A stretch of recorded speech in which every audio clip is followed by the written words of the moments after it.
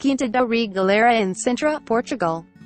Quinta da Regaleira is a quinta located near the historic centre of Sintra, Portugal. It is classified as a World Heritage Site by UNESCO within the cultural landscape of Sintra. Along with the other palaces in the area such as the Quinta do Relógio, Pena, Monserrate and Seteais palaces, it is considered one of the principal tourist attractions of Sintra. The property consists of a romantic palace and chapel, and a luxurious park that features lakes, grottoes, wells, benches, fountains, and a vast array of exquisite constructions. The palace is also known as the Palace of Monteiro the Millionaire, which is based on the nickname of its best-known former owner, António Augusto Carvalho Monteiro. The palace was designed by the Italian architect Luigi Manini. Palace. The Regaleira Palace, Portuguese Palácio da Regaleira, bears the same name as the entire estate. The structure's facade is characterized by exuberantly Gothic pinnacles, gargoyles, capitals, and an impressive octagonal tower. The palace contains 5 floors, a ground floor, 3 upper floors, and a basement. The ground floor consists of a series of hallways that all connect the living room, dining room, billiards room, balcony, some smaller rooms, and several stairways. In turn, the first upper floor contains bedrooms and a dressing room. The second upper floor contains Carvalho Monteiro's office, and the bedrooms of female servants.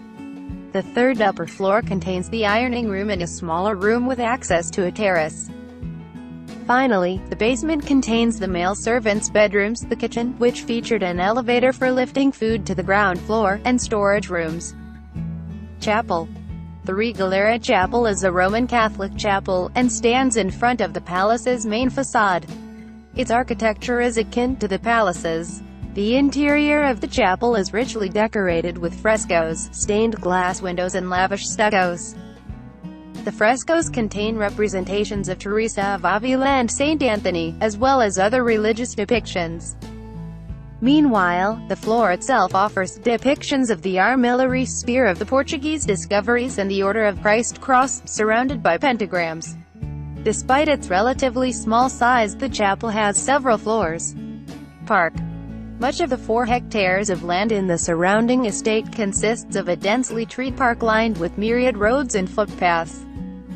The woods are neatly arranged in the lower parts of the estate but are left wild and disorganized in the upper parts, reflecting Carvalho Monteiro's belief in primitivism. Decorative, symbolic, and lively structures can be found throughout the park.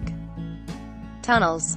The park also contains an extensive and enigmatic system of tunnels, which have multiple entry points that include grottoes, the chapel, waterfall lake, and Lida's cave, which lies beneath the Regaleira Tower. Initiation well, see next section, connects to other tunnels via a series of underground walkways. Initiation wells. The initiation wells, also called initiatic wells or inverted towers, are 2 wells on the property that better resemble underground towers lined with stairs. These wells never served as water sources. Instead, they were used for ceremonial purposes that included tarot initiation rites. The tunnels described above connect these wells to one another, in addition to various caves and other monuments located around the park. Of the 2 wells, the larger one contains a 27-meter spiral staircase with several small landings. The spacing of these landings, combined with the number of steps in the stairs, are linked to tarot mysticism. Other references may be to Freemasonry or Knights Templar rituals. The smaller well contains straight stairs that connect a series of ring-shaped floors to one another too. This well is also called the unfinished well. Lakes, fountains, and the aquarium. Bodies of water can be found in several places in the park. 2 artificial lakes and several fountains were added by Monteiro. One of the most interesting and extravagant among them is the aquarium, built as if it were naturally embedded in a large boulder.